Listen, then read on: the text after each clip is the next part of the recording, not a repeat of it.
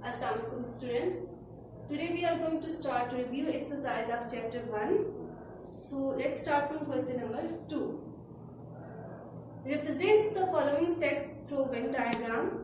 अब उसके अंदर आपके पास तीन सेट्स हैं, एक यूनिवर्सल सेट है, ए सेट है और बी सेट है।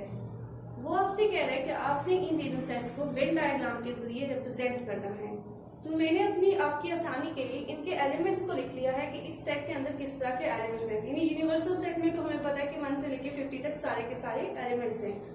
ए और बी सेट में उसने डिस्क्राइब किया हुआ था, यानी सेट की डिस्क्रिप्शन उसने दी हुई थी, तो मैंने उसके एलिमेंट्स को लिस्ट आउट कर दिया है।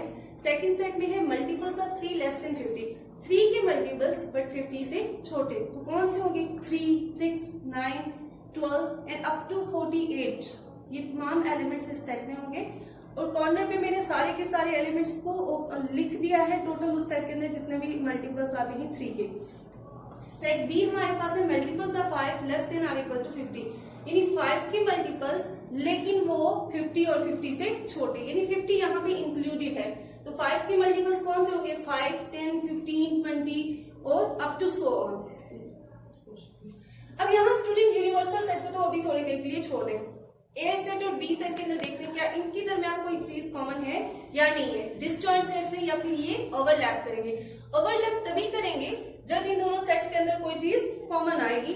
तो हम देखते हैं, ये देखिए मैंने सारे 5 के मल्टीपल्स को लिख लिया है और ये सारे 3 के मल्टीपल्स लिखे हुए, यानी इस सेट ए के अंदर जितने भी एलिमेंट्स आते हैं उनको मैंने डिटेल से लिख लिया है। अब यहाँ देखें एलिमेंट 15 इस सेट में भी है और इस सेट में भी है।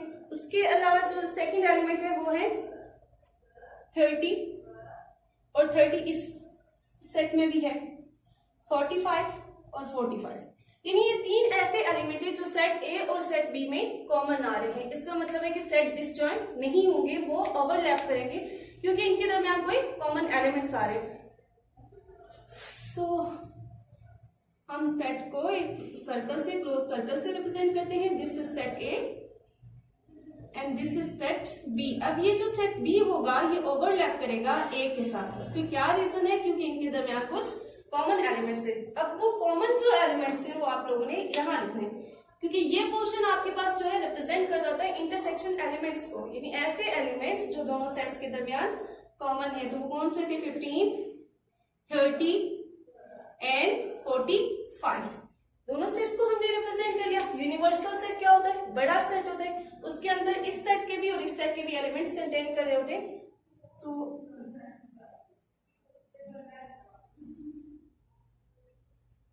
ये हमने यूनिवर्सल सेट को रिप्रेजेंट कर दिया है। This is our universal set.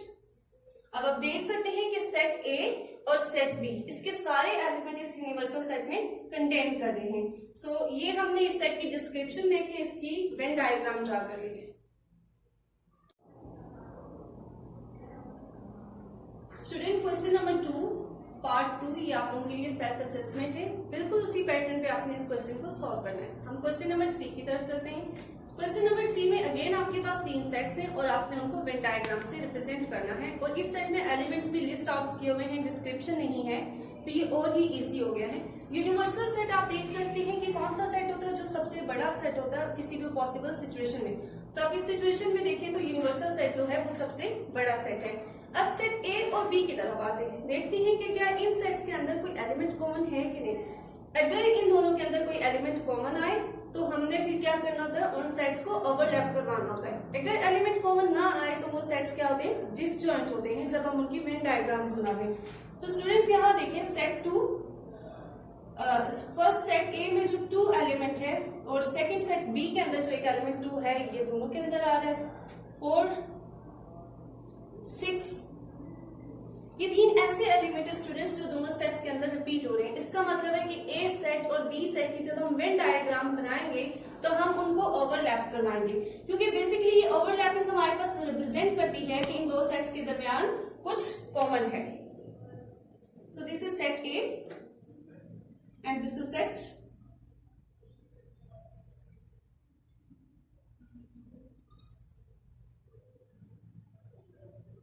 Set B.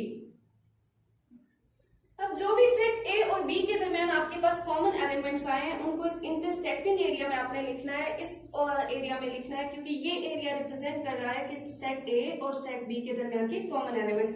तो कौन से एलिमेंट्स थे वो जो दोनों सेट के अंदर अपीयर हो रहे थे? वो थे 2, 4 एंड 6। ठीक है, बाकी एलिमेंट्स अगर आप सेट के अंदर डिस्क्राइब करना चाहते हैं तो वेल एंड गुड, नहीं करना चाहते तो उससे कोई फर्क नहीं। जैसे सेट ए के अंदर 2, 4, 6 के अलावा बाकी कौन से एलिमेंट है? 0, 8। और सेट बी के अंदर इसी तरह इस 2, 4, 6 के अलावा बाकी जो एलिमेंट्स आप बेशक यहां लिख लें 1, 3, 7 एंड 9। सेट ए और बी को तो हमने वेन डायग्राम में रिप्रेजेंट कर लिया। अब यूनिवर्सल सेट है तो यूनिवर्सल सेट को हम रिप्रेजेंट करेंगे।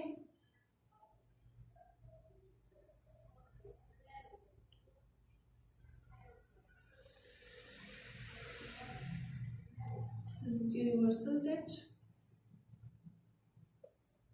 स्टूडेंट्स यहां अगर इन दो सेट ए और बी के अंदर आप एलिमेंट्स देखें 0, 1, 2, 3, 4, यानी एक 5 एलिमेंट नहीं है, 6, 7, 8, 9। सिर्फ 5 और 10 वो ऐसे एलिमेंट्स हैं जो इस सेट के अंदर नहीं है, बाकी सारे के सारे आपके पास जो एलिमेंट हैं वो सेट ए और बी के दरमियान है। तो अब यहाँ आप देख सकते हैं कि ये सारे के सारे एलिमेंट इस यूनिवर्सल सेट के अंदर कंटेन करें, क्योंकि यूनिवर्सल में कहां से कहां तक एलिमेंट है? 0 से लेके 10 तक के एलिमेंट है। So this is a Venn diagram of this question. Now coming toward question number 4, student, question number 4 is also related to question number 3 and question number 2. In this question again you have to represent the 3 sets through Venn diagram. 3 sets आपके पास given है, A set है, B set है और universal set है। अब इसने इस sets के अंदर जो है एलिमेंट्स को लिस्ट आउट कर दिया है। फर्स्ट सेट जो आपके पास है वो इवन नंबर का है और कहां तक इवन नंबर है? Up to 48। सेकंड सेट जो आपके पास है वो प्राइम नंबर का है, 47 तक वो आपके पास प्राइम नंबर है। और थर्ड यूनिवर्सल सेट है, यानी 0 से स्टार्ट हो रहा है और अप टू 50। तो आप देख सकते हैं कि इस सिचुएशन के अंदर जो सबसे बड़ा सेट है वो कौन सा है? 0 से लेके जो 50 तक एंड हो रहा है, इसी वजह से उसने इसको यूनिवर्सल सेट कहा है। यूनिवर्स मीन कायनात, यानी ऐसी चीज जो बड़ी हो उस सिचुएशन के अकॉर्डिंग। और उसके बाद उस क्वेश्चन में वो हमसे ये भी पूछ रहा है कि what do you guess the shade portion of circle represent. तो वेन डायग्राम ड्रा करने के बाद ही हमें पता चलेगा कि कौन सा शेडेड पोर्शन है, ये क्या चीज को रिप्रेजेंट करिए। तो चलते हैं इसकी डिस्क्रिप्शन की तरफ थ्रू वेन डायग्राम। स्टूडेंट्स मैंने इसके एलिमेंट्स को थोड़ा एलाबोरेट करके लिखा है सेट ए और सेट बी के। सेट ए और बी के अंदर जब मैंने एलिमेंट्स को थोड़ा ओपन करके सब एलिमेंट्स को लिखा तो ए और बी के दरमियान सिर्फ एक ही एलिमेंट है जो कॉमन है, दैट इज 2। ये एक एलिमेंट है जो इन दोनों सेट्स के अंदर कॉमन आ रहा है। आप इसी सीक्वेंस में इस सेट को खोल के सारे एलिमेंट्स लिखेंगे, यानी यहाँ इस सेट में तो उसने सिर्फ 0, 2, 4, 6, 8 है। आप उस तरह करके सारे एलिमेंट्स को यहाँ लिखें 0, 2, 4, 6, 8 अप टू 14। और इसी तरह अगर आप बी सेट को भी लिखेंगे तो इन दोनों के अंदर जो कॉमन है वो सिर्फ एक एलिमेंट है। लेकिन इससे क्या फर्क पड़ेगा अगर आपके पास एक एलिमेंट कॉमन है या 10 एलिमेंट कॉमन है? सेट आपके पास क्या आएगा? ओवरलैपिंग आएगा। ठीक है, ओवरलैपिंग सेट तब होते हैं जब उनके दरमियान हमारे पास कोई चीज कॉमन होती है। This is set A and this is your set B, this is your set B। अब इनके दरमियान ये कॉमन रीजन जो है इसमें कौन से एलिमेंट आएंगे? वो एलिमेंट आएगा जो दोनों सेट्स के अंदर था, दैट इज 2। ठीक है स्टूडेंट्स, अब इसके अंदर अगर आप बाकी एलिमेंट्स इसके मेंशन करने चाहते हैं तो वेल एंड गुड, नहीं करना चाहते तो भी ये सेट है यही रिप्रेजेंट कर रहा है कि इसके अंदर बाकी एलिमेंट्स होंगे। दो सेट्स को हमने रिप्रेजेंट कर लिया, ए और बी। अब यूनिवर्सल सेट है तो यूनिवर्सल सेट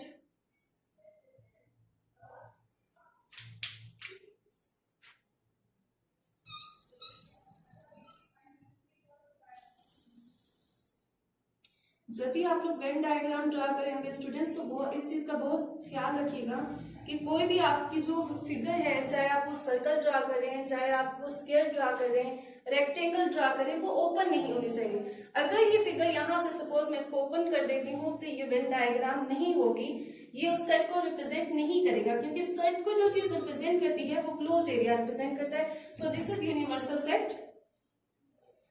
अब उसने एक और क्वेश्चन पूछा है कि ये शेडेड पोर्शन जो है आपके पास, ये ओवरलैपिंग रीजन, ये किस चीज को रिप्रेजेंट कर रहा है? तो स्टूडेंट ये आपके पास रिप्रेजेंट कर रहा है कॉमन एलिमेंट्स को।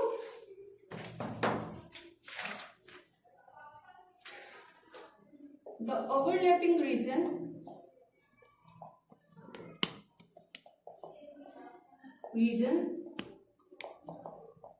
of two sets या of two circles लिखें, of two circles represents common elements,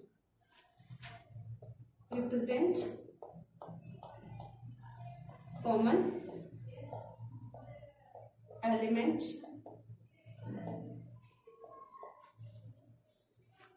to both sets.